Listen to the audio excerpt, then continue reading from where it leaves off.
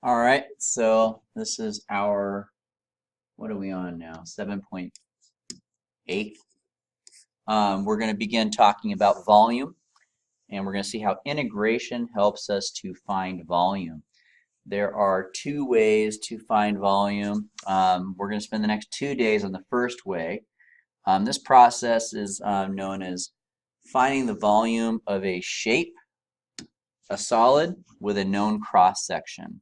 So to begin our lesson here,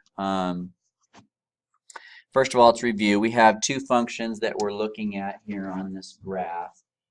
We have f of x, which is the blue line, and we'll call g of x the red line. Now, for the past few days, we've been integrating the area between the curves. So while I was teaching in class today, I asked this question: what's an equation to represent the distance between these two lines? And a lot of students kind of gave me a deer in the headlights look. That's okay. That just means I didn't explain it well enough. So, well, the height of this red line from the x-axis is just the y value. And the height from the blue line to the x-axis is just the y value. So the difference between them is what you would get. This length here is what you would get if you were to subtract the blue line's distance away from the red line's distance, right? So in other words, that distance between those two lines is the g function minus the f function. And as you can see, as I move that line along, it's going to change its height or its length. Let me erase the one I drew. So it gets shorter and longer, right? Now, what we've been doing for the past few days is actually we've been doing that. But what we've been doing in the process is we have been not putting just one on there, but we're putting actually a bunch on there. Let me take a few back here and you'll see it a little bit more clearly. There we go. And we're finding the area under the curve when you put all those lines in between together, right? And so if we integrate the difference between those two functions from 0 to 1, we get the area under the curve, right? So there's nothing new there. But let's not forget that, what are we doing here today? We are finding volume. So what has this got to do with volume? Well, it does have something to do with it. So let's go ahead and take a look. Volume, as you know, is a three-dimensional shape. So I'm going to do something that you may not expect, but here we go. Ready? Woo! We're going to move this graph. And as you can see, this is actually not a two-dimensional graph as it seemed initially, but it's actually a three-dimensional graph, and I was just showing you the top view of it. So we're looking at a three-dimensional graph right now. Remember that line that I had, the g of x minus f of x line? It's still there. There it is. And that's what it looks like from a three-dimensional perspective. Okay? Now, what I'm going to do is I'm going to take that line and I'm going to let that be the base of a square that I'm going to stack on top of that flat plane. So now I'm looking at a three-dimensional thing because I've got the base, which is in the two-dimensional plane, then I've got this square coming up off of it. Okay, so I'm letting that distance between those two lines be the base of a square. Now my question to you at this point would be, what is the area of that square?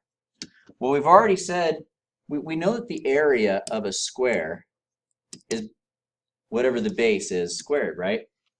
Well, this is the base.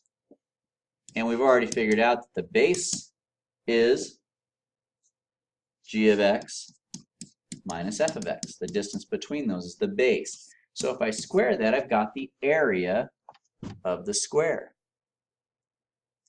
Well, now I'm going to do something else.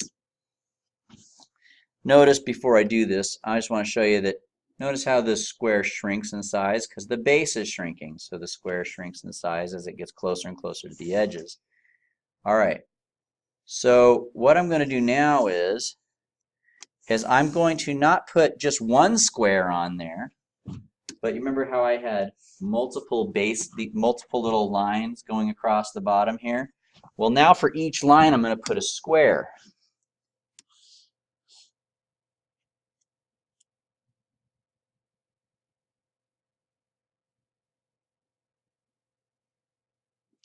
So as you can see, I just have this is like one square. This is what I get if I put 4 squares and more. But if you put a whole bunch on there, guess what I have now? Now I have a 3-dimensional shape, right? Pretty wild. And there it is. Now, if you take the area of each square and add them all up and you put an infinite number on there, you get a solid. You get a solid shape. So now if I take this area and add together all the squares, that's an integral, right? We were going from 0 to 1. Now I have the volume of this weird 3-dimensional shape. In this process of finding the distance between two curves and letting that be the base of a square, and then adding all those squares together to create a solid, that's called finding the volume of a solid with a known cross-section. The reason they call it finding the volume of a solid with a known cross-section, well, obviously we're finding volume. It's a solid, and the reason why they call it a known cross-section is because this is a cross-section. A cross-section is like if you were to take a slice of that solid, what you would see, and we see a square. And that is a cross-section whose area we know. It's a square. But it doesn't have to be a square. It could be something like an equilateral triangle. In the same way, I can put a whole bunch of those on there and get a slightly different looking solid, right? Or I could do a semicircle, right? So I could put a semicircle as the base of those shapes, and then I can let that be expanded out to create yet another solid. So that's what we're doing today and for the next few days. I think just today and tomorrow, hopefully. And then we're going to move on to the second way to find the volume of a shape. But basically, it just involves finding the area of a shape whose base is the distance between two curves, and then integrating that area to get the volume of a solid. So let's go ahead and get down to business. So I will have these things posted in the classroom if you need to see them, but let's do an example problem. All right. The base of a solid is the region enclosed by the semicircle y equals the square root of 9 minus x squared in the x-axis. The cross sections are perpendicular to the x-axis and they are squares. So let's start from the beginning here. First of all, I'm going to look at my 2-dimensional view of the base of this solid. It tells us that the base of this solid is a region enclosed by the semicircle and the x-axis. We learned how to graph semicircles in our last unit. The square root of 9 minus x squared is a semicircle whose radius is 3. The square root of 9, right? And the area between that curve and the x-axis is found by taking these little segments and adding them all up, right? And notice how those segments are perpendicular to the x-axis. Now that's important to mention because we will do problems later on, not today, but we will do problems later where we'll look at sections that are perpendicular to the y-axis instead. And in that case, we would be integrating with respect to y. But for now, we'll stick with perpendicular to the x-axis. Okay, so this is what I'm going to call the base view, because you can see the base of your solid. And the distance from your curve to the x-axis in this case represents the base of the cross sections. And that is, what's the distance from here to here? Well, it's just this y value minus 0. So it's just basically the function itself. The distance, the height of this point is basically just the function square root of 9 minus x squared. Now the next thing I'm going to do is I'm going to do my best, and this will stretch you guys a little bit too, and I would encourage you to try to do these drawings, is I'm going to try to turn this into a three-dimensional picture. So the first thing I'm going to do is I'm going to keep the x-axis horizontal, but I'm going to tilt the y-axis, so that makes it look like I've laid it down like a piece of paper on a desk. And that's also going to make my semicircle look a little bit stretched now.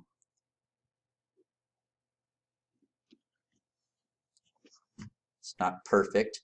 It's close. All right.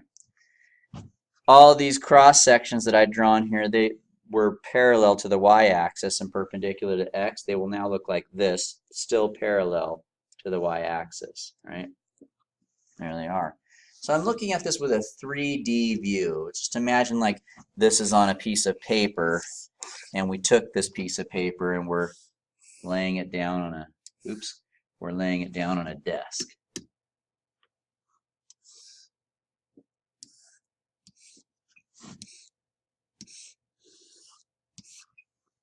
Okay? I don't know if that helped, but I'm going to get rid of those lines. I don't want them.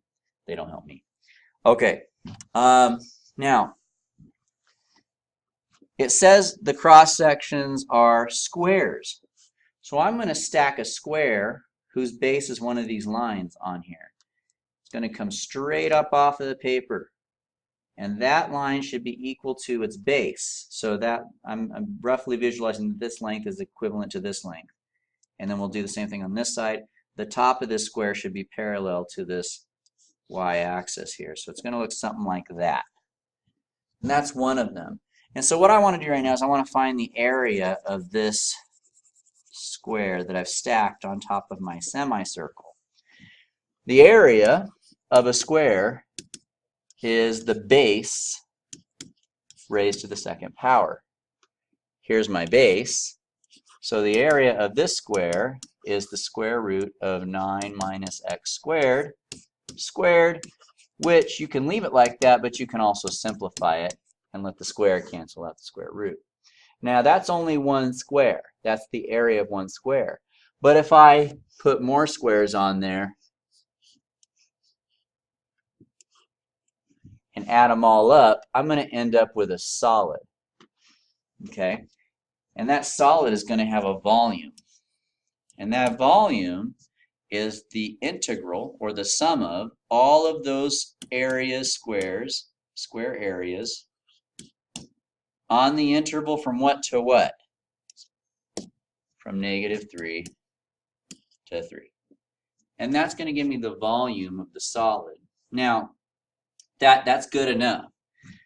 Just for fun, some of you guys might want to actually kind of sketch this shape a little bit to see what it looks like a little bit more once it's completely done. So after I sketch one square, I like to sometimes sketch more just so I can kind of get an idea of what the shape's doing. And basically I see on this flat side it's coming up really quick, and then it's coming back down, and it meets at that point, right? Try to make it smoother. Same thing's happening on this side, but the thing is, since this side's curved, they're curving in towards this point. And then up here, we're not going to be able to see anything behind that. So, using a slightly different shade here, I'll shade it in as though it were a solid now. And you guys can kind of get an idea of what this solid would look like if we actually had it physically in our hands.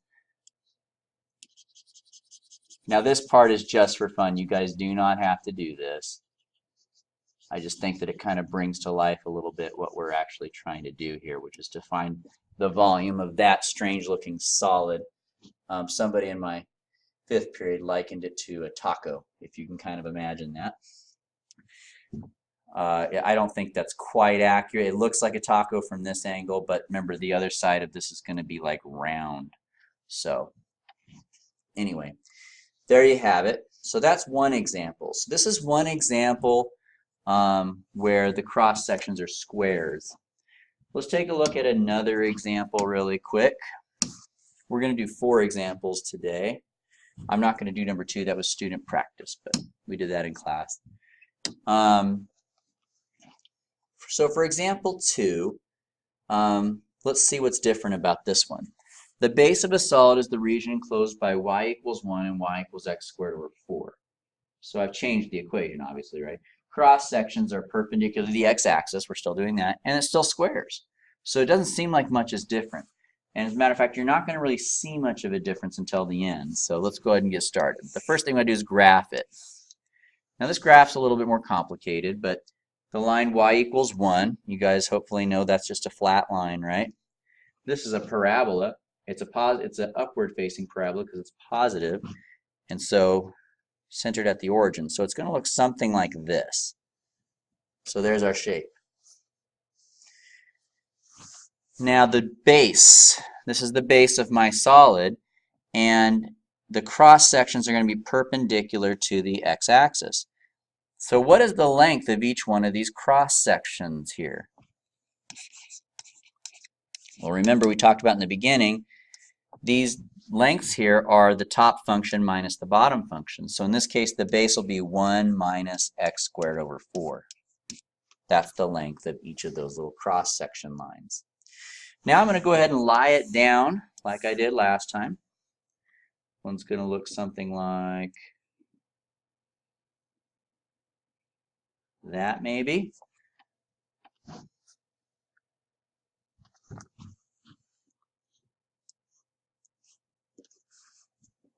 We're going to go ahead and throw a square on there. We're still doing squares, I think. There's my square. I want to find the area of that square.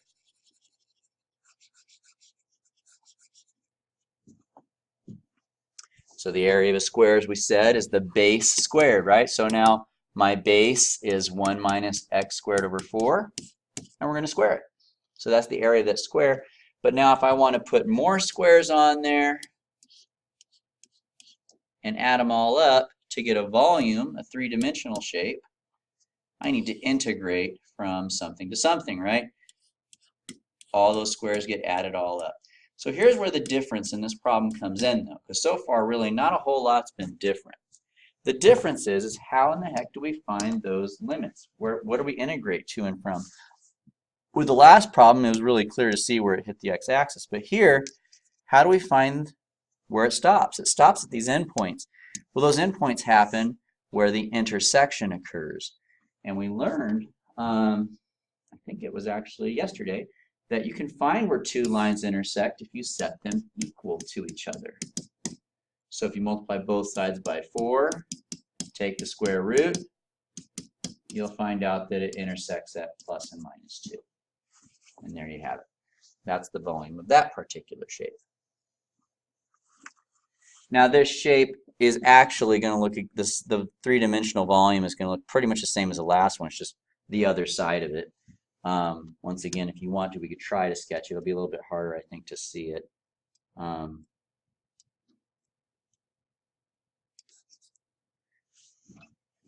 this side here, it's going to be like a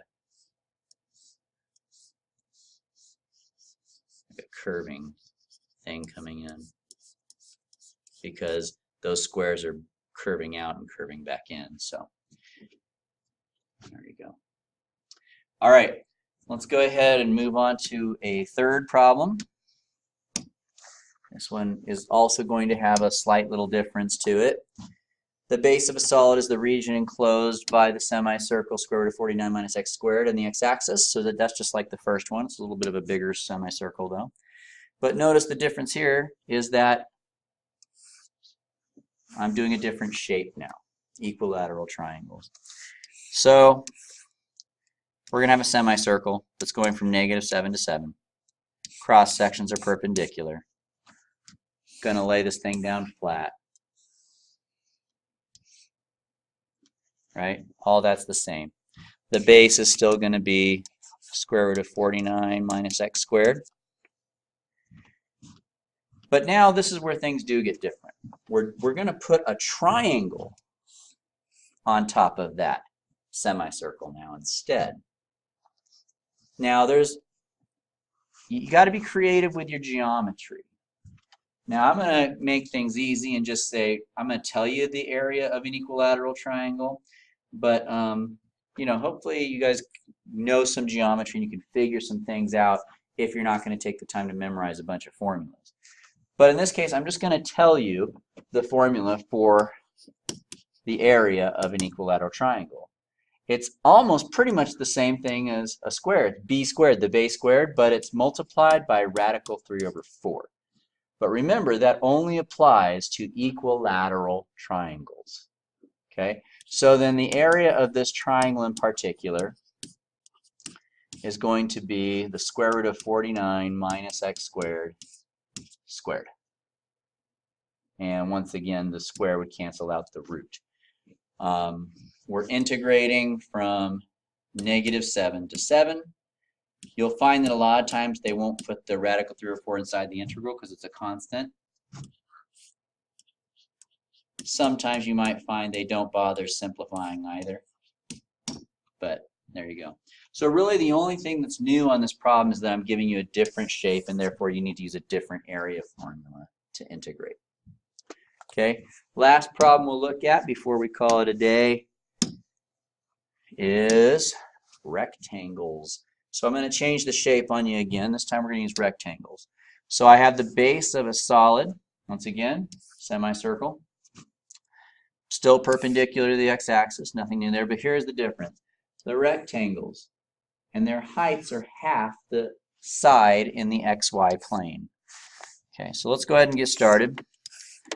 Semicircle, once again, is the base.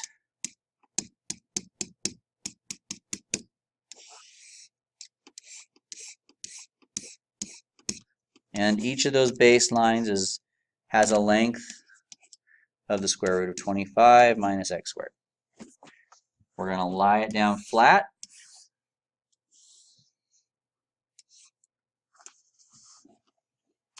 And this time I'm not going to draw a square, I'm going to draw a rectangle. Now when I do, what it tells us is that the height of this rectangle is half as much as its base. The other line that's in the xy plane, they're talking about this. So half that height would look maybe something like that. So the picture looks a little bit different, right? So how do you find the area of a rectangle? It's base times height.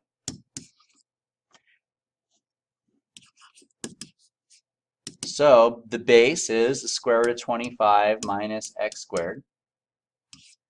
But the height is half of that. So in other words, it's the same thing, but cut in half. That's the height. Okay?